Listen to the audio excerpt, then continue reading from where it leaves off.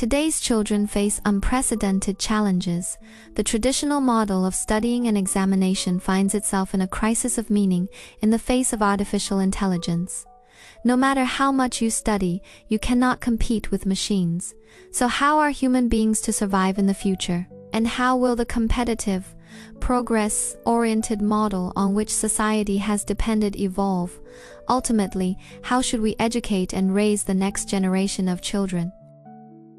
You ask how we are to educate children now that the old ways, the endless cycles of studying, preparing for examinations, and pitting one mind against another, are rapidly being made obsolete by the very technologies we have created. Indeed, machines will always surpass us in the accumulation and retrieval of knowledge, in calculations and simulations.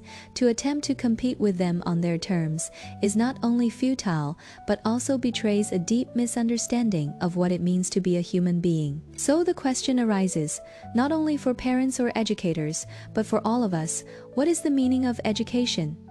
What is it to raise a child? If we have made of education nothing but the memorization of facts, the absorption of so-called knowledge, and the pursuit of marks or certificates, then surely we have failed, even before the machine arrived. The arrival of artificial intelligence simply makes our failure more visible, more urgent. Human beings have survived not because of their ability to repeat information, but because there is in us the capacity for real learning, for love, for insight. There is in us a movement that is not mechanical, a flame, a perfume, which cannot be measured by examinations or captured in code. The competitive model, which has shaped society for generations, is itself a form of violence, of comparison, of endless struggle to be someone, to become better than the next. This too is breaking down, not only because machines are outpacing us, but because inwardly it leads to fragmentation, to isolation, to sorrow. When you compare yourself to another, you deny your own uniqueness, you plant the seeds of envy, anxiety, and fear. And this is what we are passing on to our children, this endless becoming, this always reaching and never. So when we ask, how are we to educate the next generation? We must have the courage to start anew, to doubt all that we have accepted. Education must not be the cultivation of memory alone. It must not be the training of the mind to fit into some pattern, some social order which is itself in crisis. The real function of education is to help the child grow in freedom, to learn about himself, herself, not as an isolated self, but as a living being in relationship to everything. The crisis we face is not only outward, but inward.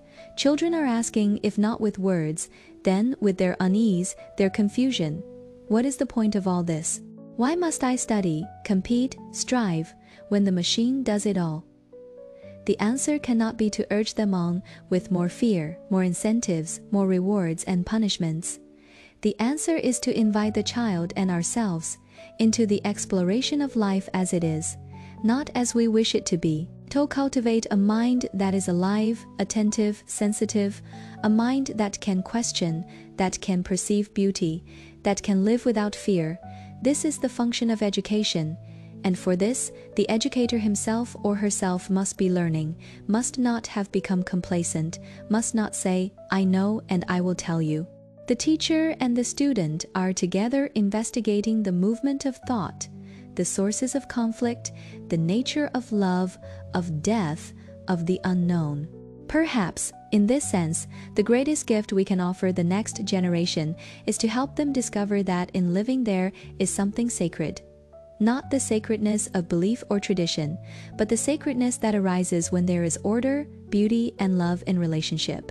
Then, intelligence is not mere cleverness, nor the product of competition, but the flowering of goodness. If education can awaken this passion, not for achievement, but for understanding, for seeing. What is, then the child and the society which grows from such children may find a way of living with the machine without becoming mechanical. Therefore, the crisis brought by artificial intelligence is also an opportunity. If we see it deeply, if we do not turn away, it demands from us a total revolution in our approach to education, to life. It asks us to flower, and in that flowering, to help the child to be a light to himself, herself, not dependent on any authority, but attentive, loving, creative. This is the true meaning of education.